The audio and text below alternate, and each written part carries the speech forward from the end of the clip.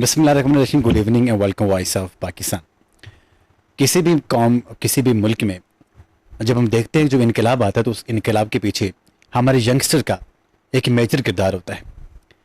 क्या मैं पाकिस्तान से लेके आज तक जब हम देखते हैं कि मुल्क में जब भी कभी इनकलाब की बात की गई, मुल्क में जब भी कभी एक नए दौर की बात की गई तो हमारे यंगस्टर सबसे पहले आए हैं, क्योंकि कौमें जो डिपेंड कर रही होती हैं अपनी यंग जनरेशन के ऊपर डिपेंड कर रही होती हैं। यही बात होती है कि हुकूमतें अपने यंग जनरेशन के लिए आला तालीम का इंतज़ाम करती हैं। उनके साथ साथ जब वो तालीम याफ्ता हो के फ़ारिग व तहसील हो जाते हैं तालीम से, उसके बाद उनके एडजस्टमेंट के लिए उनके लिए रोज़गार के ज़राए पैदा करती हैं, ताकि जो बच्चे हमने इस मुल्क की अमानत समझ के इनको आला तालीम दी है तो ये हमारे मुल्क की भाग दौड़ अच्छी से संभाल सके।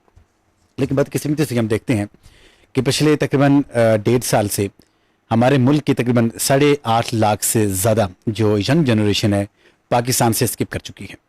और जब ये पाकिस्तान से ये लोग जाते हैं फॉरेन कंट्रीज़ में तो वहाँ जाके अपनी सर्विसेज देते हैं और वहाँ जाके उनके लिए काम करते हैं। वो और बात है कि रेमिटेंसेस पाकिस्तान में तो भेजते ही हैं, लेकिन रेमिटेंसेस का वसूल पाकिस्तान की इकानमी को तो कुछ हद तक एक्सपोर्ट कर सकता है। लेकिन मैं ये समझता हूँ कि जिस हद तक जो उनकी सर्विसेज हमारे मुल्क की पाकिस्तान की बेहतरी के लिए काम कर सकती थी, उस एतबार से जो रेमिटेंसेस काम नहीं कर सकते। ये क्या ही अलमिया है कि हम अपने बच्चों को तैयार करते हैं, उनको अच्छी तालीम देते हैं और एक यंग ब्लड हम जो फॉरेन कंट्रीज़ में ट्रांसफ़र कर देते हैं। मैं ये समझता हूँ कि ये हम इस भूल में हैं कि हमारा मुल्क इस एतबार से तरक्की करेगा। हमारा मुल्क ऐसे तरक्की नहीं करता। जो महज़ब माशरे होते हैं, जो महज़ब कौमें होती हैं, वो अपने बच्चों का बहुत ख्याल रखती हैं। अब अपने घर की मिसाल ले लें कि हम अपने बच्चों की किस तरह केयर करते हैं। जब हम अपने बच्चों की केयर नहीं करेंगे, मैं ये समझता हूँ कि बाकी किसी की हमारे बच्चों की केयर नहीं होगी। वो उनकी जाके गुलाम बनेंगे, उनकी खिदमत करेंगे और फिर जाके हम इस बेस पे होंगे कि भाई ये हमारे मुल्क का नाम रोशन करेंगे। ऑफ कोर्स रोशन तो कर रहे हैं, लेकिन जो उन्होंने उनका मुल्क उनके उन ममालिक के नाम रोशन किए, वही अगर अपने मुल्क का नाम रोशन करते तो कोई और बात थी। हम देखते हैं कि जनूबी कोरिया, मलेशिया, ये भी मज़हब माशरों में, मज़हब कामों में इनका शुमार किया जाता है। कुदरती वसाइल के अतबार से देखते हैं और या अफरादी कूद के अतबार से देखते हैं तो वो मुल्क कोई हमसे इतने आगे नहीं है। लेकिन हम अल्हम्दुलिल्लाह रब्बे करीम ने हमें साल में जो 4 मौसम अता किए हैं, 4 वेदर सीजन अता किए हैं, इनको बेस करते हैं तो ये शायद ही कोई दुनिया का ऐसा मुल्क होगा जिसके पास इस एतबार से इतनी अपॉर्चुनिटीज़ होंगी, ऐसे वसाइल होंगे और वो उनको बरोकार ला के वो तरक्की याफ्ता ना बन पाया हो। लेकिन हम ये देखते हैं कि इतना कुछ होने के बावजूद आज हम देखते हैं कि हम तरक्की याफ्ता नहीं बन सके। और क्या बात है कि 76 ईयर हमें हो गए हैं आज़ाद हुए, लेकिन अभी तक किसी क्या वजह हो सकती है कि जो भी काम, जो भी हुकूमत यहाँ पे आती है वो नारा तो लगाती है कि हम आवाम तक इन वसाइल का वसूल ज़रूर पहुँचाएंगे, लेकिन जो ही वो इक़्तिदार में आते हैं तो वो सबसे पहले उन वसाइल पर ख़ुद काबिज़ होना शुरू हो जाते हैं और आवाम गरीब तर गरीब होना शुरू हो जाती है। हम देखते हैं कि जब कायद-ए-आज़म साहब इस दुनिया से पर्दा फरमा गए तो उसके बाद की हकीकत जो हमारे सामने आती है तो चंद खोटे सिक्कों ने इस मुल्की वसाइल के ऊपर अपना तसल्लुत कायम किया और वो तसल्लुत आज भी याद है। जब उन्होंने ये देखा कि भाई जो हमारे गवर्नमेंट्स आगे आती हैं तो वो इस बहती गंगा में अपने हाथ धोती हैं, तो हमारे मुक़्तदिर इदारे भी पीछे नहीं रहे। उन्होंने सोचा कि ये लोग तो वहाँ पे हाथ धो रहे हैं तो हम क्यों ना हम इसमें डुबकियाँ लगाएं, हम क्यों ना यहाँ से नहा के बाहर निकले। तो कहने की बात यह है कि सब अगर अपनी डोमेन में रहते, अगर काम करते, तो मैं ये समझता था कि हमारा मुल्क तरक्की कर सकता था। लेकिन अगर मुल्क ने तरक्की नहीं की, अगर डेवलप कंट्रीज की लिस्ट में हमारा पाकिस्तान शामिल नहीं हुआ, सिर्फ एक ही वजह है, वो ये है कि हम सिंसियर नहीं हैं। हमारे पास वो सेंस ऑफ सिंसियरिटी है ही नहीं। हम ये चाह ही नहीं रहे कि कोई आगे आए। जो मुल्की वसाइल हमें मिलते हैं, जो हमें इक़्तिदार मिलता है, हम ये समझते हैं कि मुल्की वसाइल के लूटना हमारा हक है और आम आवाम तक ये वसाइल कभी भी न जा सकें, क्योंकि जब ये आम आवाम तक पहुँचेंगे तो उनको खुशहाली मिलेगी। जब खुशहाल होंगे तो वो हमें वोट नहीं करेंगे, वो होशियार हो जाएंगे, वो एजुकेटेड हो जाएंगे, वो समझदार हो जाएंगे कि एक गरीब आदमी जब अपने हुकूक की बात करेगा, ऑफ कोर्स फिर उस वक्त वो जो अमीर आदमी होगा उसको अपनी जो शाहाना ज़िंदगी ख़तरे में दिखाई देती है। तो जिसकी वजह से हमारा मुल्क दिन ब दिन पस्ती की तरफ जा रहा, हम तरक्की याफ्ता नहीं हो रहे। एक ज़बरदस्त किस्म की आज की नशिस्त है जो आज हम प्रोग्राम देख रहे हैं वॉइस ऑफ पाकिस्तान। मुझे कहते हैं मोहम्मद जाद बशीर और आज जो हमारा जो टॉपिक है कि हम तरक्की याफ्ता ममालिक की फहरिस्त में कैसे शामिल हो सकते हैं। और इस टॉपिक बातचीत करने के लिए जो माज़ज़ पैनलिस्ट आज के इस शो की रौनक बने हैं, मैं सबसे पहले उनका तारीफ़ करता चलूँ, किसी भी तारीफ़ के मोहताज नहीं है। ग्रुप ऑफ कंपनीज़ के CEO हैं, बेहतरीन तजिज़िया कार हैं, उसके साथ साथ मोटिवेशनल स्पीकर भी हैं, एक यंग लीडर भी हैं मेरे इमराज जनाब, मेजर रिटायर मोहम्मद अनवर साहब। अस्सलाम वालेकुम, welcome to the show. Thank you. और उनके साथ एक ऐसी शख्सियत तशरीफ़ फरमा है कि जिन्होंने यूनाइटेड नेशन से CEO की जो एक बेहतरीन परफॉर्मेंस होती है उसको बेस करते हुए आपको नवाजा गया, एक अवार्ड से नवाजा गया। इसके साथ साथ वुमेन एम्पावरमेंट के बारे में आप माशाल्लाह ज़बरदस्त किस्म के स्टांस रखती हैं, बेहतरीन आपने इनके ऊपर काम किया है। यंगस्टर को लीड करने के लिए, यंगस्टर की ज़िंदगी में एक चेंज लाने के लिए, पॉजिटिव चेंज लाने के लिए आपने बेहतरीन काम किया। बेहतरीन फोटोग्राफी की इस फील्ड में अपने आप को माहिर समझती हैं और माहिर हैं भी, और बेहतरीन तरीके से इन्होंने अपने करियर को शुरू किया। और साथ साथ ये कि जो यंग गर्ल्स हैं उनके लिए एक रोड मैप है, हम उनको वेलकम कहते हैं। हमारे साथ हैं जनाब मासूम अजबरी साहब। अस्सलाम वालेकुम, welcome to the show. Thank you. Mayor साहब, आपसे शुरुआत करते हैं कि हम ये देखते हैं कि 76 ईयर हो गए हम यहाँ पे आज़ाद हुए, लेकिन हमारे नाइबर कंट्रीज़ भी उनको अप्रॉक्सीमेटली इतने साल हुए होंगे, लेकिन डेवलपिंग कंट्रीज़ की लिस्ट में हम कहीं दूर दूर तक दिखाई देने की पोजीशन में हैं ही नहीं। इवन दो कि हम ये समझते हैं कि जो डेवलपिंग कंट्रीज़ हैं अभी हम बार बार उन्हीं में हमारा शुमार किया जाता है। आखिर क्या वजह है कि हम अभी तक तरक्की याफ्ता क्यों नहीं बन पाए? अस्सलाम वालेकुम एजाज भाई, थैंक यू सो मच एक बार फिर से शो में बुलाने के लिए। Thank you roast channel. अच्छा एजाज भाई, बेसिकली जो कोई भी कंट्री डेवलप होता है ना, उसकी पीछे काफ़ी सारे फैक्टर्स होते हैं। वैसे तो बहुत सारे फैक्टर्स हैं, लेकिन 4-5 चीज़ें जो मेजर हैं किसी भी डेवलप कंट्रीज़ में, उसमें सबसे पहले होती है उसकी एक्सपोर्ट, ठीक हो गया, जो कि हमारे मुल्क में नहीं है। इंडस्ट्री होती है जो कि हमारे पास नहीं है। टैक्सेस प्रॉपर तरीके से यूटिलाइज होते हैं जो कि हमारे पास नहीं है। उसके बाद आपकी SOPs होती हैं, रूल्स रेगुलेशंस होते हैं जो गवर्नमेंट बनाती है, वो भी हमारे पास नहीं है। एजुकेशन होती है, हमारे पास नहीं है। हेल्थ होती है, मतलब इस तरह की मल्टीपल चीज़ें जो कि हमारे पास नहीं है। ये बेसिकली जो फिल्टर आउट होता है ना, वो गवर्नमेंट शुरू करती है ऊपर से लेकर नीचे तक, ठीक है। आप किसी भी सेगमेंट को पकड़ लें, किसी गवर्नमेंट सेगमेंट को पकड़ लें या फिर प्राइवेट सेगमेंट को पकड़ लें, आपको हर दूसरे बंदे के अंदर करप्शन नजर आएगी। करप्शन में ये नहीं कहता कि सिर्फ पाकिस्तान में, दुनिया के हर कंट्री में करप्शन है। जिस बंदे को जहाँ मौका, और corruption is not only that कि it is only a financial corruption. Corruption ये भी है कि मैंने एक जगह पर टाइम पे आना था और मैं नहीं आ रहा, तो even then this is a corruption. Corruption ये भी है कि स्कूल में टीचर बच्चों को पढ़ाना चाहता है, वो नहीं पढ़ाता, वो बंक करवा देता, even this is a corruption. तो जिस बंदे को भी मौका मिलता है वो करप्शन जरूर करता है, बट डिपेंड करता है कि उसकी क्वांटिटी कितनी है। पाकिस्तान में अनफॉर्चुनेटली ये करप्शन की क्वांटिटी बहुत ज़्यादा है। इसमें if you can start from the financial, तो फाइनेंशियल बहुत ज़्यादा करप्शन है, रूल्स में करप्शन है, इसकी जो है मोटिवेशंस में करप्शन है, इसकी मॉरल वैल्यूज़ में करप्शन है, इसकी हर चीज़ के अंदर करप्शन है। तो जब तक आपकी करप्शन ख़त्म नहीं होंगी, और वो करप्शन ख़त्म होने के लिए आपकी गवर्नमेंट को चाहिए होता है कि वो इस तरह की स्ट्रैटेजीज बनाती हैं, इस तरह के कुछ रूल्स बना देती हैं, इस तरह की कुछ चीज़ें होती हैं जो आपने फॉलो करनी होती हैं। लेट्स सपोज हेल्थ है, अगर आप लिटरली जाके गवर्नमेंट हॉस्पिटल्स में चले जाएं और आप देखें तो वहाँ पर जिसका थोड़ा बहुत सा रिसोर्स है या रिजॉन है, उसको तो बस डॉक्टर बहुत अच्छे तरीके से देखता है, लेकिन एक गरीब आदमी बेचारा बाइक चला रहा है या बेचारा टैक्सी चला रहा है, उसको चोट लग गई है, तो वो 2-2 घंटे 3-3 घंटे लाइन में पड़ा रहता है। हो सकता है लॉस ऑफ ब्लड की वजह से उसकी डेथ भी हो जाए, नोबडी केयर्स, ठीक है। ये चीज़ बेहतर करने वाली है। हेल्थ मिनिस्टर का काम है कि उसको जाके बेहतर करे। हेल्थ मिनिस्टर के ऊपर जो बैठा हुआ है उसका काम है उसको, लेकिन मैंने कहना कि ग्रास रूट से शुरू करके आप इसको ऊपर तक लेकर आ सकते हैं।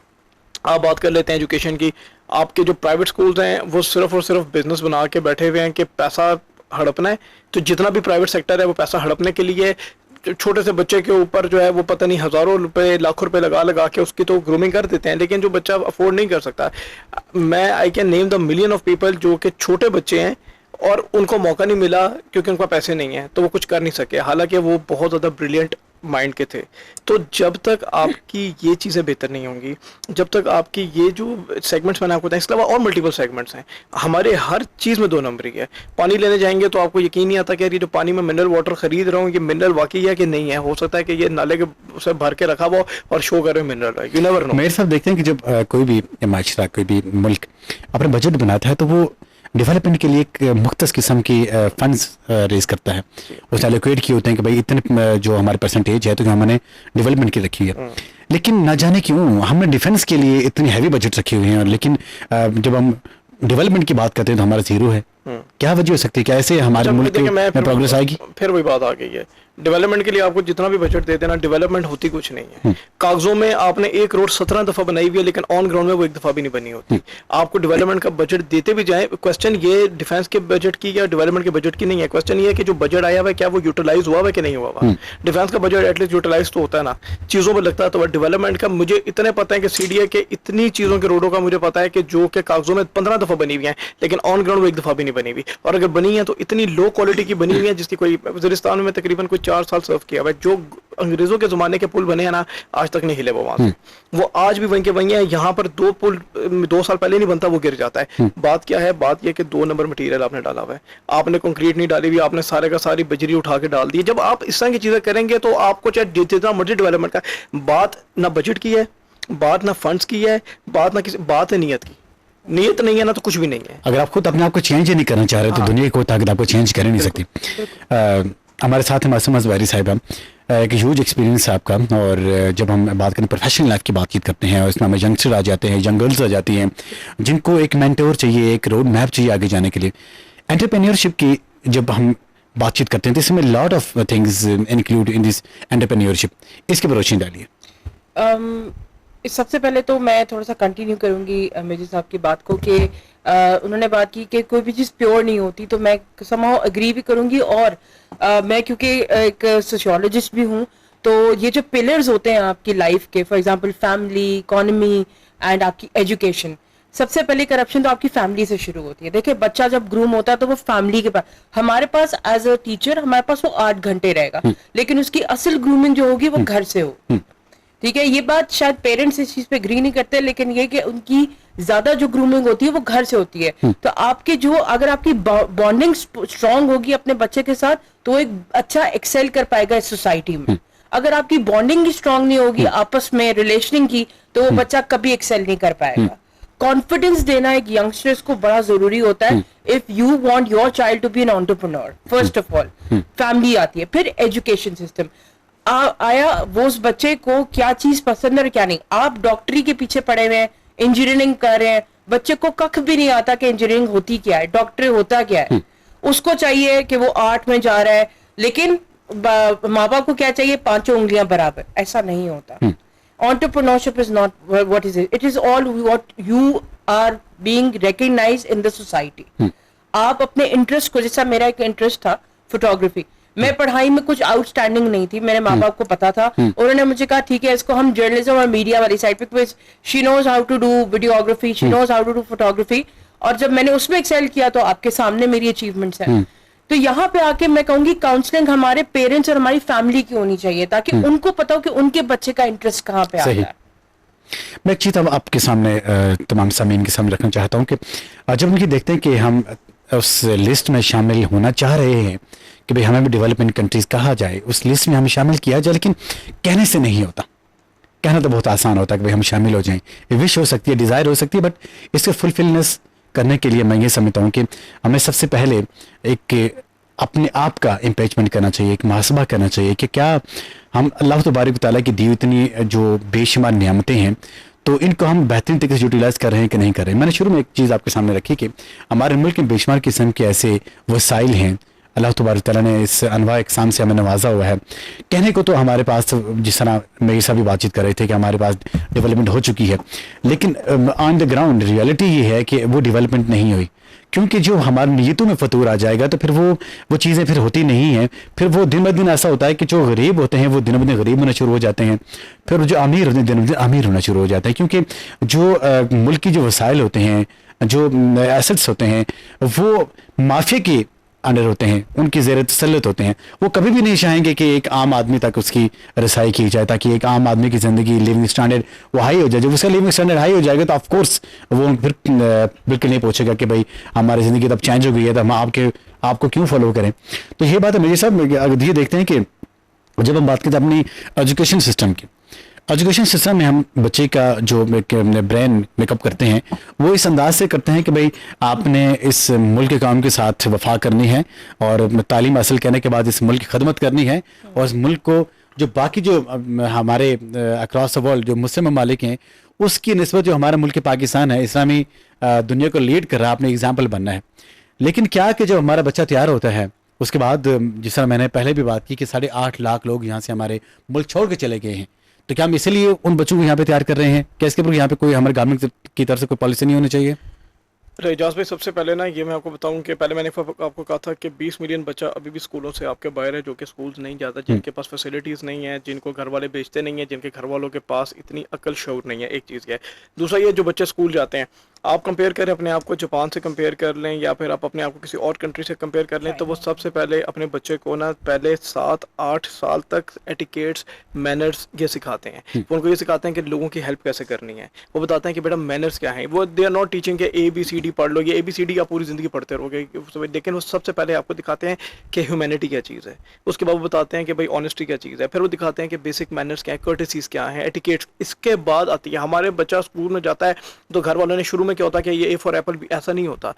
ये चीज़ें बच्चे ने शुरू में सीख लेनी होती हैं। अब हम क्या करते हैं, हमारी ज़िंदगी का मकसद क्या है? हमारा मकसद यह है कि हम सिर्फ और सिर्फ अपने बच्चे को रेस में लगा देते हैं। किस लिए? कि भाई तुमने बड़े होके जॉब करनी है। ये उसके माइंड में बिठाई हुई है बात कि एक दिन तुमने बड़े होना है, तुमने अच्छा कमाना है, तुम डॉक्टर बनोगे, तुम इंजीनियर बनोगे, पायलट बनोगे, फौज में जाओगे, दैट्स ऑल। या कुछ नहीं होगा तो तुम बाहर जाके सेटल्ड हो जाओगे। ठीक है, जो चीज़ आपके माइंड में शुरू से इनकलकेट की जाती है ना। मैं एक 6th क्लास के बच्चे से मिला रिसेंटली, उससे मैंने पूछा भाई क्या करना है? उसने कहा कि मैंने गवर्नमेंट जॉब करनी है। ये रिसेंटली बात है, 4 दिन पहले की। अच्छा। कहता मैंने गवर्नमेंट जॉब करनी है। मैं कहा सिविल में क्यों नहीं आना? कहता सिविल में जॉब सिक्योरिटी नहीं है। 6th क्लास का बच्चा, मुझे 6th क्लास में ये नहीं पता था कि भाई जॉब होती क्या है। उसको ये पता है कि मैंने करनी है तो गवर्नमेंट की करनी है। सिविल में जो है एक तो जॉब सिक्योरिटी नहीं है, दूसरा उसने मुझे कहा गवर्नमेंट में काम इतना नहीं करना पड़ता। That is the mentality of that child that he was saying कि यहाँ पर काम नहीं करना पड़ता, गवर्नमेंट में काम नहीं करना, सिविल में रगड़ा बहुत है।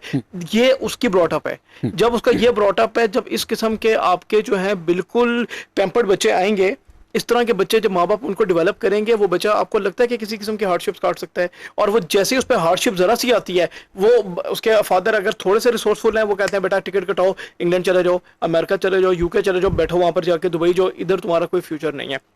आपका 7.5 लाख बंदा पिछले साल बाहर गया, इन 6 महीनों में 7.5 लाख बंदा जा चुका है, और इस साल के एंड तक 7.5 लाख बंदा और चला जाएगा। ऐसा ऐसा करते करते आपका पाकिस्तान वैसे ही खाली हो जाएगा। ये स्किल्ड बंदे के हैं। ये वो मैं इतने लोगों को जानता हूं जो कि इस पाकिस्तान में रह के इतना कुछ कर सकते थे। क्यों? क्योंकि मैंने आपको बताया एजुकेशन की कोई पॉलिसी ही नहीं है हमारे पास।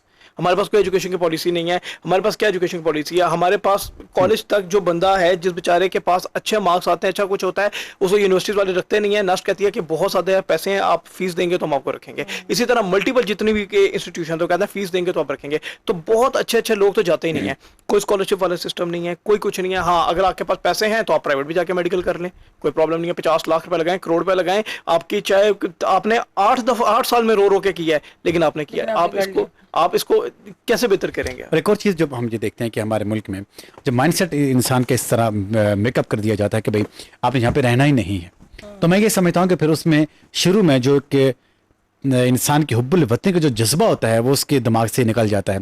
यही बात है, उसका ये होता है कि भाई मैंने इस मुल्क में वैसे भी नहीं रहना, तो लिहाजा मुझे जहाँ पे मैंने जाना है उसके लिए मैंने अपने ब्रांड का मैंने सपोर्ट करना है, अपने ब्रांड का मैंने तैयार करना है। लेकिन जब हम ये देखते हैं कि जिस तमाम कितना जिम्मेदारी होती है उस रियासत की हुक्मरानों की, आज हमारे हुक्मरान, मैं ये समझता हूँ कि बिजली के बिल्स उनके इंक्रीमेंट करने के लिए, गैस के बिल में इंक्रीमेंट करने के लिए, और साथ साथ आपके पेट्रोलियम मसनूआत में इंक्रीमेंट करने के लिए तो बिल्कुल रेडी बैठी हैं।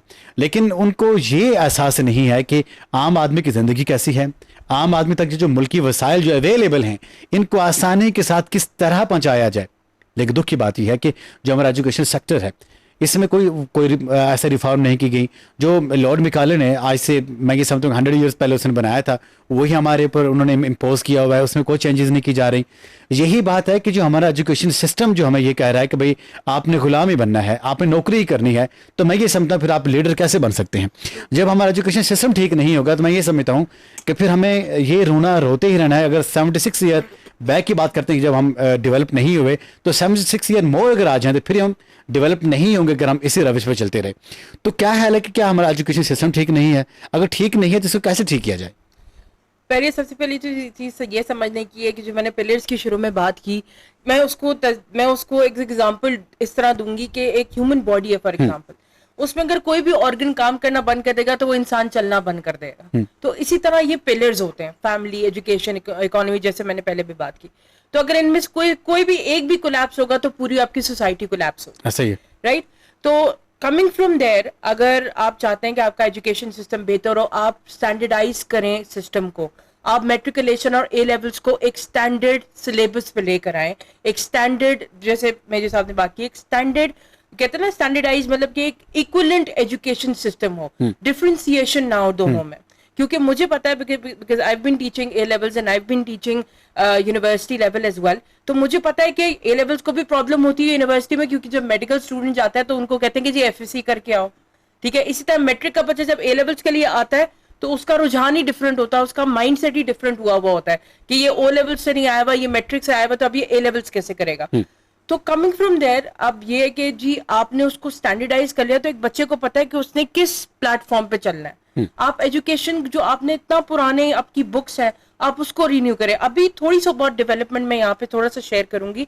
गूगल ने हम लोगों के प्राइवेट, जो हमारे ये जो गवर्नमेंट स्कूल्स हैं, उन्होंने यहाँ पे आके कोर्सेज इंट्रोड्यूस किए हैं, जो कि मेरी बहन जो एक गवर्नमेंट एम्प्लॉय भी हैं, उनके साथ भी मैंने जब बैठ के सारी डिस्कशन की, तो उन्होंने कहा कि जो ये जो सब फोटोग्राफी, वीडियोग्राफी और इस तरह के कोर्सेज हैं जो गूगल इंट्रोड्यूस करा रहा है इन गवर्नमेंट चैनल में, तो समहाउ थोड़ी बहुत तो डेवलपमेंट करें, लेकिन इसको और ज्यादा एक्सेल करें ताकि लोगों के अंदर स्किल्स डेवलपमेंट का यहाँ पे कॉन्सेप्ट और ज्यादा क्लियर हो। स्किल डेवलपमेंट देखें, बच्चा ए नहीं ला सकता, लेकिन अगर वो स्किल्ड है तो वो एक अच्छा कमा सकता है पाकिस्तान में रह और के। दूसरी बात है कि जो हमारे गर्ल्स, यंग गर्ल्स के बारे में जब हम लोग यहाँ पे बातचीत करते हैं, अगर वो अपनी यूनिवर्सिटी से उन्होंने एजुकेशन कंप्लीट की है या कॉलेज से उन्होंने अपनी एजुकेशन कंप्लीट की है, तो मैं ये समझता हूँ कि आजकल उनको करने के लिए अगर हम ये देखते हैं तो फ्रीलांसिंग के बेहतरीन किस्म के अपॉर्चुनिटीज़ हैं, डिजिटल मार्केट में वो जा सकती हैं, ऑनलाइन वर्किंग कर सकती हैं, और डिफरेंट किस्म की ऐसी मैं ये समझता हूँ कि अपॉर्चुनिटीज़ उनके पास ये भी हैं कि भाई वो घर बैठे ऑनलाइन काम करके अपना जो वक्त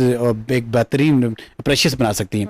लेकिन इसकी तरफ उनको लीड करने के लिए मैं ये समझता हूँ कि जो स्कूल्स, जो हमारे इंस्टीट्यूशंस हैं, उनमें ये लैकनेस पाई जाती है कि उस इस एतबार से ऐसे कोर्सेज वहाँ पे नहीं मुतारफ कराए जाते ताकि बच्चों को इस तरफ लाया जाए। क्या कहेंगे इसके बारे में? मैं यहाँ पे थोड़ा सा ये इंक्लूड करूंगी कि मैंने भी पिछले दिनों मैंने उन खवातीनों के लिए फोटोग्राफी वीडियोग्राफी का कोर्स ऑनलाइन लॉन्च किया जो लोग बाहर निकल के जॉब नहीं कर सकती, जो लोग कहती हैं कि जी हमने घर में रह के अपना प्रोडक्ट, और how to monetise their Instagram, how to monetise Instagram. Thank you very much. और क्योंकि प्रोग्राम वॉइस ऑफ पाकिस्तान में अभी टाइम हो जाता है, छोटे से कमर्शियल ब्रेक है, जब हम ब्रेक से वापस आएंगे तो इसका और सैर असल गुफ्तगू करेंगे, जानना चाहेंगे कि वो ऐसे कौन से टेक्स्ट हैं कि जो एक लेमैन को हम एक ज़बरदस्त किस्म का एक वो शिआर दें, उसको एक ज़बरदस्त किस्म की डोमेन दें कि वहाँ पर रहते हुए अपना गुजरात कर सकते हैं। लेकिन सबसे पहले एक ब्रेक हमारे साथ रहिए। Welcome back once again. मुझे कहते हैं मोहम्मद इजाज़ बशीर और प्रोग्राम देख रहे हैं वॉइस ऑफ पाकिस्तान। हम ये देखते हैं कि जब कोई मुल्क तरक्की करता है तो तमाम दुनिया की निगाहें इस पर आ जाती हैं, लेकिन जब कोई मुल्क तरक्की नहीं कर रहा होता फिर भी तमाम दुनिया की निगाहें उसके पे आ जाती हैं। फ़र्क क्या है? फ़र्क यह है कि जब आप तरक्की करते हैं तो लोग आपको इज़्ज़त की निगाह से देखते हैं, लेकिन जब आप तरक्की नहीं करते तो लोग आपको हकारत की निगाह से देखते हैं। हमारा ग्रीन पासपोर्ट दुनिया की इस प्रेजेंस में जब हम लोग यहाँ पे बातचीत करते हैं तो उसकी इतनी वैल्यू नहीं जितनी कि एक जो हमारा नाइबर कंट्री है उनके पासपोर्ट की वैल्यू है। आखिर क्या वजह है? पासपोर्ट में खराबी है, मुल्क में खराबी है, ये हम ठीक नहीं या हमारा सिस्टम ठीक नहीं? मैं ये समझता हूँ कि हमारा सिस्टम ठीक नहीं। जब ये सिस्टम ठीक हो जाएगा तो फिर हम तरक्की भी करेंगे, फिर हम बेहतरीन तरीके के जो हमारे जो अचीव करने के लिए गोल्स हैं, जो मेजर्स हैं, जो हमने सेट किए, टारगेट सेट किए हैं, हम तक आसानी से पहुँच जाएंगे। लेकिन कहाँ पहुँचाएगा? 76 ईयर हो गए, यही रोना आपको ही रो रहा है। मैं ये समझता हूँ कि जब कोई भी हुकूमत अब यहाँ पे बरसर इक़्तिदार आती है तो उसकी ये जिम्मेदारी होती है कि जो एटलीस्ट जो अपने आवाम के साथ जो वादे किए हैं आप उनको निभाएं, उनकी पासदारी करें। लेकिन हम वो भूल ही जाते हैं, हम ये सोचते भी नहीं कि भाई हमने जो इक़्तिदार हासिल किया है जो खुद नहीं मिला, प्लेट में रख के नहीं मिला, बल्कि हमने किसी के साथ को अहद पैमान किए हैं जिसको बेस करते हुए हमें एक इक़्तिदार मिला है। लेकिन हमें उस वक्त मुल्क की तरक्की हमें भूल जाती है। उस वक्त अगर हमें डेवलपमेंट याद रहती है तो सेल्फ फैमिली डेवलपमेंट याद रहती है। मेरे साथ क्या बात है कि हम हमारे क्या यादाश्त क्यों कमज़ोर हो जाती है? क्या उस वक्त हम बहुत ज़्यादा मसरूफ़ हो जाते हैं? कोई आवाम का दर्द हमारे सीने में इतना हो जाता है कि भाई हम उसमें खोए रहते हैं कि हमें आवाम की डेवलपमेंट का को तसव्वुर भी हमारे जहन में नहीं रहता। एजाज भाई देखें, बात यह है कि जब तक आपने तकलीफ़ खुद ना काटी हो तो आपको लोगों की तकलीफ़ का अंदाज़ा नहीं होता। ठीक है, अगर आपके घर में रोटी नहीं है ना और अचानक से फिर आप मेहनत करते हो और आपके पास रोटी आ जाती है, तो ये होता है कि आपको उस बंदे का एहसास होता है कि जब इसके पास रोटी नहीं थी तो इसके ऊपर क्या गुजरती थी। हमारे पास मैक्सिमम जितने भी जो ऑफिशियल्स आते हैं ना, वो मैक्सिमम वही होते हैं जो कि एक आपका ख़ानदानी सिस्टम चलता आ रहा है, वही है। मैक्सिमम वो लोग हैं जिन्हें गुर्बत का अंदाज़ा ही नहीं है। जिसको गुर्बत का अंदाज़ा नहीं है उसको नहीं पता कि गरीब की तकलीफ़ क्या है, ठीक है। ऐसा नहीं होता कि आपने उठे, आप सिंध में गए, आपने जो है पानी के अंदर खड़े होकर लोगों को कंबल बांट दिए, राशन दे दिया, तो आपने कहा कि मैंने बहुत बड़ा काम। ऐसा नहीं होता। आपको उस तकलीफ़ का साथ बैठ के गुजारा करना पड़ता है। मैं यहाँ पे एक एग्जांपल दूंगा। जनरल हारून असलम, लेफ्टिनेंट जनरल, रिटायर्ड हो चुके हुए एसएसजी के थे। बीइंग अ लेफ्टिनेंट जनरल, वो बंदा अपने ट्रुप्स के साथ बैठ के दाल भी खाते थे, ऑपरेशंस लीड करते थे।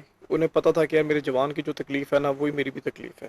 तो अगर आप ये समझते हैं ना कि अगर आप इस चीज़ को नीचे से ऊपर तक करना चाहते हैं तो आपने पहले वो तकलीफें तो देखनी है। लेकिन हमारे पास इलेक्शन से पहले लोग, आपके पास जो लोग आते हैं कि भाई मैं फलां खड़ा हो रहा हूँ, मुझे वोट दे देना, वो दोबारा फिर आपको कभी नजर आता है वोट देने के बाद?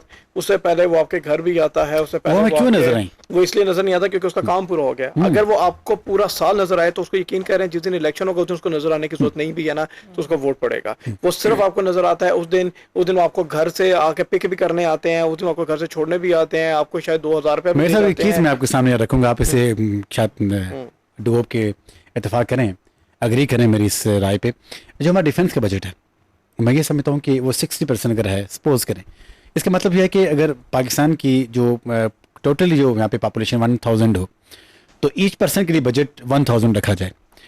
और जब हम एक इंस्टीट्यूशन की बात करते हैं, 60% जो डिफेंस की बात करते हैं, तो फिर इट मीन्स कि 8 पीपल्स के लिए, 6 पीपल के लिए जो वहाँ पे बजट रखा जाएगा वो तकरीबन 6000 रखा जाएगा। और बाकी जो 9000 और 992 जो पीपल, जो आवाम होगी, उसके लिए 4% बजट रखा जाएगा। अब यहाँ पे ये देखें कि 8 लोगों के लिए जो बजट है वो 6% है, 8 लोगों के लिए। बाकी 24 करोड़ जो लोग हैं उनके लिए टोटल 4% है। तो क्या हमारी जो गवर्नमेंट्स होती हैं जो डेवलपमेंट करना चाहती भी हैं, क्या इनको डिफेंस की वजह से बजट की शॉर्टेज होती है इसलिए वो डेवलपमेंट नहीं कर सकती? क्या कहेंगे इसके बारे में? देखें, ऐसा नहीं होता। अब जो आपने बात की डिफेंस की, मैंने आपको लास्ट टाइम भी एक दफ़ा पिछले शो में बात की थी कि डिफेंस का बजट भी with the passage of time वो कम से कम करना चाह रहे हैं। मैंने आपको पूरी स्टैटिक्स दी थी कि 2019 के अंदर जो था वो 6.8 था, उसके बाद फिर उन्होंने 5.8 किया, उसके बाद फिर 5.6 किया, फिर 5.4 किया, फिर 4.8 किया। वो आहिस्ता आहिस्ता ग्रेजुअली कम कर रहे हैं। फिर दूसरा ये है कि देखें डिफेंस के अंदर अगर कम करें, यहाँ पर वो वाला पैसा जो कम करके मीन के कौम में खजाने में जा रहा है, फिर वो डेवलपमेंट के लिए क्यों नहीं लग रहा? देखें, डेवलपमेंट के लिए लगाने के लिए तो फिर ऊपर इदारों नहीं लगाने हैं ना डेवलपमेंट के लिए। अब मैंने आपसे बात पहले, सबसे पहले क्या कहा था कि करप्शन है ना, करप्शन खत्म कर दें आप जितना बजट अभी आपको लॉट हुआ है इतना ही बजट अगर आपके पास अगर वो डिफेंस वाला बजट वहाँ पे वो लोग अपना कम कर रहे हैं तो फिर करप्शन क्यों नहीं कम हो रही? डिफेंस का नहीं है मसला, ये कि जितना बजट है, चले सपोज करें मैं आपसे कहता हूँ कि आपके पास 4 रुपए हैं और मेरे पास 6 रुपए हैं, और आप उस 4 रुपए को भी नहीं लगाते तो मैं 6 रुपए भी आपको दे दूंगा, तो आप क्या करेंगे? तो यही बात है। अगर क्वेश्चन यही है ना, आप पहले वाले पैसे तो आप खर्च करें, आप लगाते ही नहीं है ना। मेरे साथ मैं अर्जी कर रहा हूँ कि अगर 6000 मीन्स के 6% जो आपका बजट है, अगर वो अब कम हो सकता है ग्रेजुअल, जिस आपने कहा कम हो सकता है, लेकिन फिर अगर वो कम हो सकता है, फिर जो करप्शन का रेशियो ये क्यों कम हो सकता? देखिए, बात ये कि वहां से पैसा कम होता गया, उन्होंने आपको दे दिया। मैंने आपको 4 रुपए दिए कि आपने डेवलपमेंट करनी है, 6 रुपए मेरे पास आए, 4 रुपए मैंने आपको दिया, आपने इस 4 रुपए की भी कोई डेवलपमेंट नहीं की। मैंने 6 रुपए में चाहे कुछ ना कुछ खरीद लिया है, लेकिन आपने 4 रुपए में कुछ नहीं किया। मैं आपको अपने 8 रुपए दे दूंगा, नहीं कि मैं 2 रुपए रखूँ और 8 रुपए आपको दे दूं, आपने तब भी कुछ नहीं करना। क्यों? क्योंकि सिस्टम नहीं है। आप पहले सिस्टम तो सीधा करें ना, आप सिस्टम सीधा करें, जो पैसा आपको मिलता है आप उसकी डेवलपमेंट करें ना। आपने एक रोड बनाने में या रान एवेन्यू बनाने में आपने 10 साल लगा दिए यार, आपने वो बाराको वाली रोड बनाने में 10 साल लगा दिए, इस तरह तो नहीं होता ना। यही तो मैं कह रहा हूँ, जिस तरह अगर बजट कम हो सकता है तो इनका चेक एंड बैलेंस क्यों नहीं हो सकता? तो चेक एंड बैलेंस तो होता है, चेक एंड बैलेंस तो हर चीज का होता है। देखें, ऑडिट नहीं होता, हर चीज का ऑडिट होता है, लेकिन फिर भी डेवलपमेंट नहीं हो रही। आप देखें, ऑडिट होता है ना, ऑडिट के अंदर, चूंकि मैंने तो खुद कई दफा ऑडिट कराया हुआ है, तो आपकी एक इतनी सी भी गलती होती है ना, तो आपको वो पकड़ लेते हैं ऑडिट वाले, और वो आके आपको कहते हैं कि भाईजान आप इसको जस्टिफाई करें कि ये आपने कैसे किया। उसमें कई दफा आपकी क्लैरिकल मिस्टेक होती है, ऐसा नहीं होता कि आपने जानबूझ के किया। कई दफा क्लैरिकल मिस्टेक होती है कि यार ये डेट इस डेट को लिखना था, ये इस डेट को लिख दिया, उसकी वजह से पूरी की पूरी काउंटिंग हो। आप ये कहना चाह रहे हैं कि जो हमारी डेवलपमेंट नहीं हो रही, इसमें कोई यहाँ पे क्लैरिकल मिस्टेक है? नहीं, I am not talking about कि clerical mistake, I am talking about that कि the people who are sitting over there, they are not loyal, simple, they are not working properly, they are not working properly, they are not loyal, simple. यही बात मैं कहना चाह रहा था कि जो लोग, जो हमारे बरसर इक़्तिदार आए हैं, जो एम्पावरमेंट में हैं, वो तमाम लोग जो चाहते ही नहीं हैं कि मुल्क डेवलप करे, क्योंकि डेवलपमेंट की तरफ वही लोग जाते हैं जो इंसान अपने मुल्क से सिंसियर होता है। अगर जो हमारे इदारे हैं, अगर डिफेंस के अगर बजट को कट लगा है, इट मीन कि ये पैसा कहीं और तो गया है ना, तो हमारे जो कौमी खजाने में गया, लेकिन वहां से ये पैसा कहाँ गया है, उसके बाद हमारी डेवलपमेंट नहीं हुई, यार तो ये पैसा तो कहाँ पे यूटिलाइज हुआ? इजाज़ भाई बैंकॉक के अंदर में था। बैंकॉक बहुत छोटा सा कंट्री है, ठीक है, चलो पाकिस्तान के लिहाज से उसी तरह का ही है, लेकिन it is a basically a semi develop country, ठीक है। अब बैंकॉक के बेहतरीन रोड्स हैं, बैंकॉक के अंदर बेहतरीन सिक्योरिटी सिस्टम है। बैंकॉक हालांकि कोई इतना बड़ा कंट्री नहीं है, कोई उसने बहुत कोई दुनिया में उसका नाम नहीं आता, लेकिन आप if you compare with the Pakistan, वहाँ पर बेहतरीन किस्म के स्टोर्स बने हुए हैं, बेहतरीन सिक्योरिटी खड़ी हुई है, बेहतरीन किस्म के एयरपोर्ट्स बने हुए हैं, बेहतरीन किस्म का ट्रैफिक सिस्टम है, हर चीज़ बेहतरीन है वहाँ पर। हाँ, ऑर्गेनाइज। उनके पास दो चीज़ें कमाने के लिए, एक उनकी इंडस्ट्रीज है गाड़ियों की जो वहीं पर बनाती है, मैन्युफैक्चर करती है, सेकेंडली उनका टूरिज्म है, दैट्स ऑल। और उनके पास कुछ भी नहीं है, लेकिन जो उनकी है ना स्ट्रॉन्ग पॉइंट, उसके ऊपर उन्होंने जान मारी हुई है। हमारे पास यहाँ पर पाकिस्तान में कौन सी गाड़ी बनती है, सिर्फ असेंबल होती है। टूरिज्म होते हुए भी हम उसके ऊपर डेवलपमेंट नहीं करते। हमारे पास बाहर से कोई बंदा नहीं आता, हमारे पास टेररिज्म इतना ज्यादा, तो टूरिज्म कहाँ से आएगा? अब मोबाइल स्नैचिंग की देख लें कि वो उसके ऊपर क्या डेवलप कुछ अब लेटेस्ट जो एयरपोर्ट पे ब्लास्ट हुआ, अब ये देखें, ये किसकी तरफ ये सिग्नल जा रहे हैं, ये कहाँ करा रहा है? जिस तरह आप सिंध को देख लें, सिंध में क्या आप पिंक बस अगर लॉन्च कर रहे हैं खवातीनों के लिए, जो खवातीन चलाएंगी, उनको क्या ट्रेनिंग दे रहे हैं, क्या कर रहे हैं, उनके लिए क्या डेवलपमेंट है कि वो वहां पे चला पाएंगी? पहले तो ये कि उनको इजाजत मिलेगी चलाने की, सबसे पहली तो चीज ही है, क्योंकि सिंध एक ऐसा इलाका है जहां पे मुझे नहीं लगता कि औरत को किसी भी किस्म का कोई मयार दिया जाता है, पहली बात। दूसरी चीज, आपने इस तरह की चीजें अगर वहां पे लॉन्च कर दी हैं, तो आप उनको ट्रेनिंग तो दें, स्किल्स तो सिखाएं कि जी ये चीज को इसको परस्यू कैसे करना है। सही। तो और क्या बस ड्राइविंग के अलावा और कोई वहाँ पे डेवलपमेंट नहीं हो सकती हमारी ख्वातीन के लिए? क्या वहाँ पे मैं ये समझता हूँ कि कुछ ऐसी इंडस्ट्रीज लगाए जाए जहाँ पे जस्ट वहाँ पे जो हमारे विमेन हैं इनके वहाँ पे एडजस्ट किया जाए, और साथ साथ वहाँ उनको ऐसा स्किल्ड एक इन्वायरमेंट उनको वहाँ पे प्रोवाइड किया जाए ताकि वो अपने घर के गुजरकात को बेहतरीन तरीके से आगे लेके जा सकते। लेकिन हम वो काम करते हैं जिसमें हमें अपना इंटरेस्ट शामिल होता है, हम वो काम कभी भी नहीं करते जिसमें हमारे जो आवाम है, जो हमारी पब्लिक है, उसका इंटरेस्ट शामिल हो। मैंने बहुत पहले भी एक बात की थी, मैंने कहा किसी बंदे से पता कर लें, यहाँ पर कोई भी बंदा जिससे आप पूछेंगे भाई तुम्हारी जिंदगी की ख्वाहिश क्या है, उसके दो आंसर होते हैं आपके पास। पहला होता है कि यार मैं बहरिया में घर बना लूँ, मेरे पास 2 लैंड क्रूजर गाड़ियाँ हो जाए, दैट्स ऑल। वो उसने कभी ये नहीं कहा कि मैं चाहता हूँ कि मेरा मुल्क तरक्की कर जाए यहाँ पे। तो हर बंदा जो है ना वो अपने लिए होता है, और अगर आप बाहर के मुल्क में चले जाएं तो वो उनकी कोशिश होती है कि हमारा कंट्री बेहतर से बेहतर हो जाए। तो हम खुद नहीं करते ना, हम लोग ही वही हैं जो नहीं करते। अब मेरे में से जो बंदा आगे चला जाएगा उसकी ब्रॉटअप यही है ना। मैंने कहा 6th क्लास के बच्चे की ब्रॉटअप ये है कि गवर्नमेंट में काम नहीं करना है इसलिए जाना है, और प्राइवेट में काम बहुत आता है, रगड़ा बहुत है इसलिए नहीं करना। तो ये ब्रॉटअप है, यही आगे जाके। मैं इनकी बात को थोड़ा सा कंटिन्यू करूंगी कि चाइना ऐसा मुल्क है कि उन्होंने अपनी डेवलपमेंट खुद की है। उनको लगा कि Sunday is a working day, अगर हम करेंगे तो हम डेवलपमेंट की तरफ जाएंगे, और उन्होंने अपना संडेज ऑन किया। एक जमाने में, जिस जमाने में मैं आई एम टॉकिंग अबाउट 2014 एंड 13, जब उनको लगा कि शायद बहुत ज्यादा रिसेशन आ रहा है, तो उन्होंने संडेज ऑन किया और एक्स्ट्रा वर्क के साथ उन्होंने डेवलप किया अपने कंट्री को।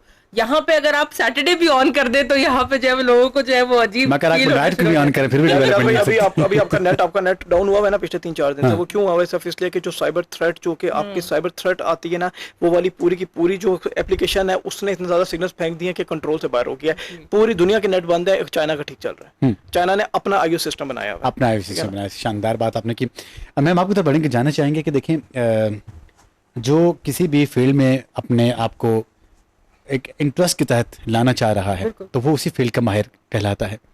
जिस तरह आपने ये बात की कि फोटोग्राफी में, वीडियोग्राफी में आपने एक नाम बनाया, तो जो हमारे यंग गर्ल्स हैं, जो यंग बॉयज़ हैं, आप उनको क्या सजेशन करना चाहेंगे कि जिस तरह कि भाई वो इस फील्ड में कैसे आएँ और किस तरह से यहाँ पर कामयाबी हासिल करें? पहली जो चीज दोबारा मैं रिपीट करूंगी कि अपने स्किल्स को पहले जाने। देखिए, 2 चीजें हैं जिसको साथ रख के चल रहे हैं। हमेशा मैं अपनी इंटरव्यूज में यही बात करती हूँ कि पैशन और पेशेंस, ये 2 ऐसी चीजें जो कि आपको एक तरक्की की तरफ लेके जा सकते हैं। अगर आप पैशनेट है किसी चीज के बारे में और थोड़ा पेशेंस रखें। आजकल यंगस्टर्स में सबसे बड़ी चीज ये होती है कि बस हमने पैसा कमाना है।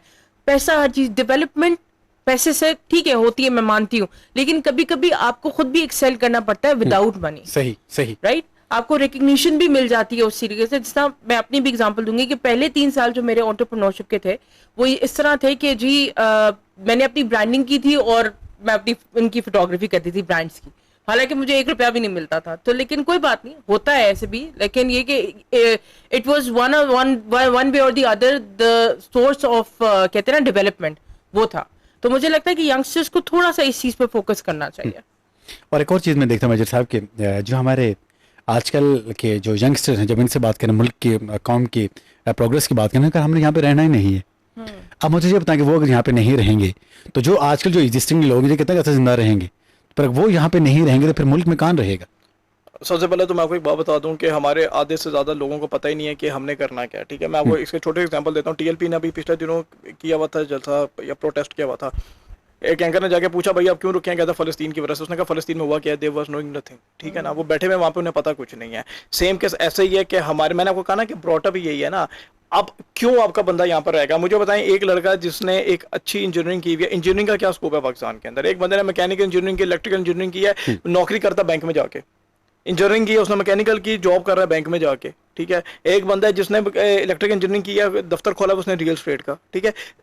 जो फील्ड आपकी है उस फील्ड में आपको नौकरी नहीं मिलती। मिलती क्यों नहीं है? क्योंकि जो आपसे बैठे, जो नलायक किस्म के लोग हैं, वो सिफारिशों पे बैठे हुए आके।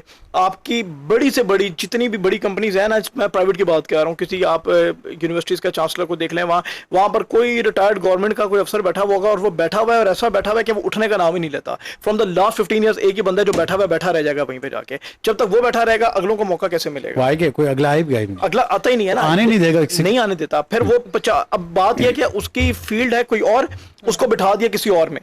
मतलब पता लगे कि गवर्नमेंट से रिटायर्ड हुआ है किसी एजुकेशन डिपार्टमेंट से, और बैठा हुआ है वो आके हेल्थ डिपार्टमेंट के गवर्नमेंट में। तो ये आप वो क्या करेगा वहां पर बैठ के? अब मैं अगर कहूँ कि मुझे 100% हर चीज आती है तो मैं गलत हूँ, क्योंकि 100% ज़ात से खुदा की है। मेरी हर चीज में एक्सपर्टीज हो ही नहीं सकती। मुझे कोई चीज आती होगी, शायद मुझे बिजनेस करना होता होगा, या फौज आती होगी, या कुछ और आता होगा, बट 100 चीजें मैं हर चीज नहीं कर सकता। हमारा ये सीन है कि हम क्या है, बेसिकली हम मिसमैनेजमेंट है। इसका बंदा उठा के इधर बिठा दिया, इसका बंदा उठा के इधर बिठा दिया। मिसमैनेजमेंट नहीं है, बात यह है कि ऊपर से प्रेशर बहुत होता है आपके पास। इट मीन कि जो आप करना चाहते हैं, जो आप करना चाह रहे होते हैं, आपको करने दिया नहीं जा रहा होता। और दैट्स वाई कि जो right person for the right job के लिए वो आपका अवेलेबल नहीं होता। जब आपको right person for the right seat अगर अवेलेबल नहीं होगा, इट मीन्स कि फिर आप कभी भी इतने प्रोग्रेस नहीं कर सकते।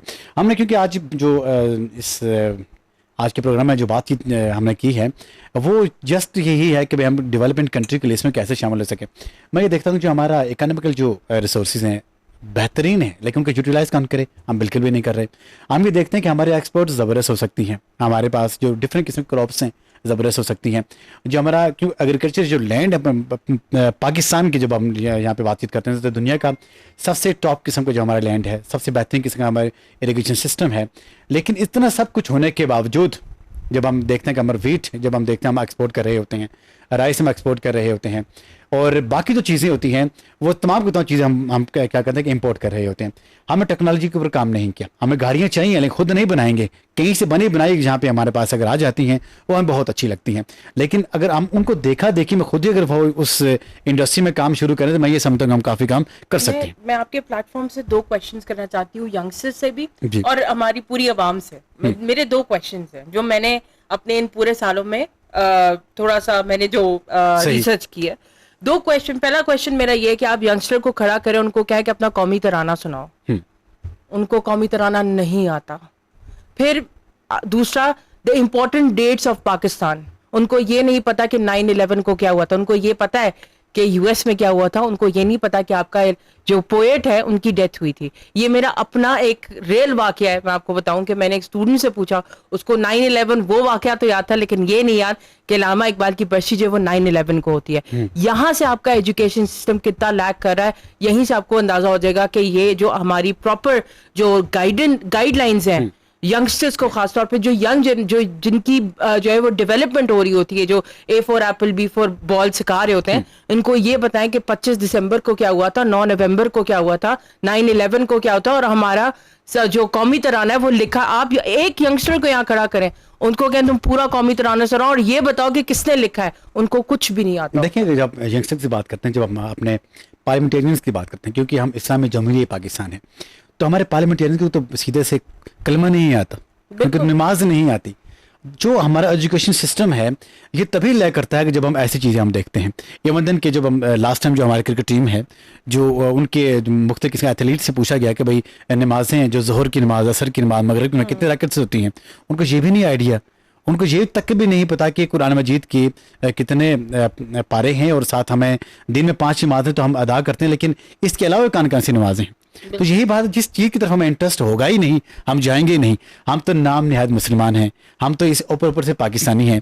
तो लेकिन इनफैक्ट अगर यहाँ पे अगर हम ये देखते हैं कि तमाम की तमाम जो फेलियर है ये हमारा एजुकेशन सिस्टम का फेलियर है, क्योंकि जो माइंड वहाँ से जो एक ब्रेन अप करके हम लोगों को आगे लाते हैं तो उसमें ये चीज़ हम उंडेलते ही नहीं हैं, ये चीज़ हम उनको माइंड आउट कराते ही नहीं हैं। हमारा ये होता है कि बस जिस सिलेबस की बुक्स आपने स्टडी करनी है, अच्छे मार्क्स आ जाएंगे और हमारा बिजनेस चलता रहेगा और अल्लाह खैर सलाह। वो भी इसलिए होता है ना क्योंकि आपको जो एड आ रही है वो बाहर की है ना, तो आपको बाहर की एड है तो आपने बाहर की एजुकेशन पढ़ानी है। वो आपको ये बता देंगे नेल्सन मंडेला कौन है, लेकिन उसको ये नहीं पता होगा टीपू सुल्तान कौन है। Exactly. तो जब ये चीज़ है तो फिर आपके बच्चों को नहीं पता, यही आहिस्ता आहिस्ता इनकलकेट करके आपके माइंड में बैठी जा रही हैं। आप इसी तरह, आपको मेरे ख्याल से पाकिस्तान के फोक सिंगर्स का कोई नहीं जानता होगा, लेकिन जस्टिन बीबर का हर बच्चे को पता होगा। तो दिस इज द पॉइंट, जब आप इस तरह का करते जाएंगे। और इसमें कसूर किसका है? इसमें कसूर हर बंदे का है। इसमें टीचर्स का भी कसूर है। टीचर्स बाउंड हैं क्योंकि उन्होंने स्कूल की जो है, स्कूल इसलिए बाउंड है कि एजुकेशन सिस्टम ने ही उनको कहा है कि आपने ये पढ़ाना है। एजुकेशन की इसलिए बाउंड है क्योंकि उसने एड ली हुई है। तो उससे सिंपल है, मैंने आपको शुरू में कहा था कि ग्रास रूट से चेंज होने वाली चीज़ें हैं। जब तक ये चेंज नहीं होंगी, इस तरह आप जो मर्जी कर रहे हैं कुछ नहीं हो सकता। और ये दिन ब दिन खराब होती जा रही हैं चीज़ें। आपका कंट्री से 16 लाख बंदा चला गया है, एक्चुअल में 16 लाख दिमाग चला गया आपके इस कंट्री से। वो बहुत काबिल लोग थे, आधों को कुछ को तो मैं भी जानता हूँ कि जो बहुत काबिल लोग थे। हो सकता है कल को मुझे यहाँ पे अपॉर्चुनिटी ना मिले तो मैं भी बाहर चला जाऊँ, हो सकता है कल को मैडम को ना मिले तो वो भी बाहर चली जाएं। तो बहुत काबिल लोग हैं जो यहाँ से चलेंगे, यहाँ से छोड़ के वो किसी और मुल्क को जाके फायदा देंगे। आपने हमें नहीं कुछ दिया ना, अब जीना तो नहीं छोड़ सकते ना, मर तो नहीं जाएंगे ना, जब तक जिंदा है कुछ तो खाना ही है। तो दिमाग यूज करना है तो कहेंगे इधर नहीं करते तो कहीं और करेंगे जाके, यार पेट तो लगा हुआ है ना। एक और चीज के जो आपकी जो रिकग्निशन है, वो बजाय इसके लोग जो है वो बाहर इसलिए भागते हैं कि आपको रिकग्निशन मिल जाएगी, हर चीज हो जाएगा। यहाँ पे जो है वो सबसे बड़ा जो लायक है, अगर आप कुछ अच्छा कर भी लें तो बड़ी मुश्किलों से आपको एक दो को रिकग्निशन मिल जाती है। बट हाँ, लेकिन वही बात है कि अगर आप पैसा देंगे, पैसा मांगेंगे तो आपको जो है वो पोजीशन भी मिल जाएगी, ग्रेड 17, 18 या 19 की आपको नौकरी भी मिल जाएगी। तो बस वही है कि पैसा है तो आप पाकिस्तान में जाओ। मैं एक बात ना यहाँ पे इस प्लेटफॉर्म से करना चाहूंगा उन लोगों के लिए जो पागल हुए हैं बाहर के मुल्क में जाने के लिए। सीरियसली, अगर आपने इस पाकिस्तान के मुल्क में कुछ नहीं किया, आपकी जिंदगी में धक्के लिखे हुए बाहर के मुल्क में भी। ये मैं आपको सच बता रहा हूँ। आपने यहाँ पे मैट्रिक नहीं किया और आपको लगता है कि आप वहां पर जाएंगे तो आपको कहेंगे हाँ जी भाईजान आपकी वेट कर रहे थे, बैठे हैं आके। ऐसा नहीं है। आपकी वो जलील, अल्लाह माफ करे, जलालत वाली जिंदगी जिसकी कोई हद नहीं है। पर एक और चीज, जो अपने मुल्क से वफा नहीं करते तो कोई उनसे कोई भी वफा नहीं करता। लेकिन एक बात है जब ना अपने कि मुल्क से वफा करेंगे तो मैं ये समझता हूँ कि हमारी भी वफा होगी। बाहर जाके आप वॉशरूम साफ कर सकते हैं, आपकी नाक नहीं कटेगी, लेकिन पाकिस्तान में आप ये नहीं कर सकते क्योंकि आपकी नाक कट रही है, क्योंकि हम आपके नाक का मसला है, ईगो सामने आ जाती है। तो ईगो कहाँ रहती है कि जब आपको जो आपका जो ग्रीन पासपोर्ट देके वहां पे आपको जलील किया जाता है। और लास्ट टाइम देख रहा था कि एक फेमस हमारे एक्ट्रेस हैं, तो जब उनकी वहाँ पे एयरपोर्ट में उनकी चेकिंग की गई तो मैं ये समझता हूँ कि वहाँ पे हमें शर्म आया कि भाई इंसान को इस हद तक भी नहीं जाना चाहिए कि जब अपने मुल्क से जो लोग वफा नहीं करते, जो अपने लेजेंड्स की इज्जत नहीं करते, फिर उनके साथ ऐसा ही होता है। यही बात है कि जब हम अपने मुल्क डेवलपमेंट के लिए आगे कोशिशें कर रहे होते हैं, बातचीत कर रहे होते हैं, तो फिर एक चीज़ हमारे सामने आती है, वो होती है अपने मुल्क के साथ लॉयल्टी। हम अगर फॉरेन कंट्रीज में चले भी जाते हैं तो वहाँ जाकर अपने मुल्क की बुराइयाँ करते हैं। यार मुल्क ख़राब नहीं है, पाकिस्तान का कोई कसूर नहीं है, चलाने वालों का कसूर हो सकता है। जो लोग यहाँ पे हैं, जो लोग यहाँ पे ज़िंदगी गुजार रहे हैं, बेहतरीन तरीके से ज़िंदगी गुजार रहे हैं, इट डजेंट मीन कि उनका भी ये मोटिव होगा कि हमने भी अपने जो आइंदा आने वाली जनरेशन के बाहर फॉरेन कंट्रीज में भेजना है। ऐसा बिल्कुल भी नहीं है। जो लोग काम करने वाले हैं, जो लोग काम करना चाहते हैं, जो सिंसियर हैं अपने मुल्क के साथ, वो एक जगह पे बैठ के भी अपने मुल्क से सिंसियर हैं। और जो नहीं सिंसियर हैं, फिर जिस तरह हमने इससे पहले भी बात की कि वो ना सिर्फ पाकिस्तान में, दुनिया के जिस खत्ते में भी जाएंगे तो फिर वो यही सोचेंगे कि भाई हम डेवलपमेंट के लिए, कंट्री के लिए नहीं सोचें बल्कि अपने आप के लिए सोचें। जब अपने आप के लिए सोचेंगे तो मैं ये समझता हूँ कि 4 पैसे तो आ जाएंगे लेकिन आपकी इज्जत वो नहीं रहेगी। आज तो जानना चाहते हैं कि जो आजकल की जो यंग गर्ल्स जो स्कूल कॉलेजेस वगैरह से फ्री होती हैं, उनके लिए क्या मैसेज देते हैं कि भाई वो एक अच्छा रोज़गार तलाश करने के लिए और साथ साथ अपने आप को स्किलफुल करने के लिए ऐसी कौन सी महारतें सीखें, कौन से कोर्सेज करें? पहली सबसे चीज तो ये है कि अपने आप को थोड़ा सा कॉन्फिडेंस रखें। कॉन्फिडेंस इस तरह रखें कि अपनी फैमिली को कॉन्फिडेंस मिले। जाहिर है कुछ लड़कियां होती हैं उनको इजाजत नहीं मिलती, जैसा मेरे साथ भी फोटोग्राफर्स हैं जो कि घर में जिनकी रिस्ट्रिक्शंस है, पहले तो उनको हमने इन कॉन्फिडेंस पे लेना है अपनी फैमिली को। सेकेंडली फिर आपके पास अगर स्किल्स ऑलरेडी फोटोग्राफी के या चलो वीडियोग्राफी के, ग्राफिक डिजाइनिंग आप कर लें, फिर आप ये देखें कि आपने अगर घर बैठ के आपने कमाना है, फॉर एग्जांपल आपको नहीं मिल रही इजाजत आपके घर से, आपने कैसे इन प्लेटफॉर्म जैसा फेसबुक, इंस्टाग्राम, इनको मोनेटाइज करके एक अच्छे स्किल को डेवलप करके अपना प्रोडक्ट कैसे आपने लॉन्च करके उसको वहीं से मोनेटाइज करके बेचना है। वो चीजें अगर आप सीख लें तो मेरे ख्याल में शायद आपको बाहर जाने की भी जरूरत नहीं है। जिस तरह आपने कहा कि एंड को मोनेटाइज करने की, और साथ साथ जिस तरह हम टिकटॉक की बात करते हैं, बिल्कुल। सोशल मीडिया के जितने डिफरेंट यहाँ पे लिंक्स हैं उनकी बात करते हैं, तो क्या इसके लिए कुछ स्पेसिफिक किस्म के कोर्सेज होते हैं जो वहाँ पे करने होते पड़ते हैं? बिल्कुल होते हैं, लेकिन अगर आप 2-3 ट्रिक्स भी अगर आप समझ लें, टिकटॉक तो मैं नहीं कहूंगी इसलिए क्योंकि टिकटॉक यहाँ पे जो है वो पेमेंट नहीं करता, आई बी वेरी ऑनेस्ट यू। हाँ, यूके यूएस में वो पेमेंट्स भी करता है, उनकी वो वीडियोस को प्रमोशंस भी देता है, पर यहाँ पे ऐसा नहीं होता।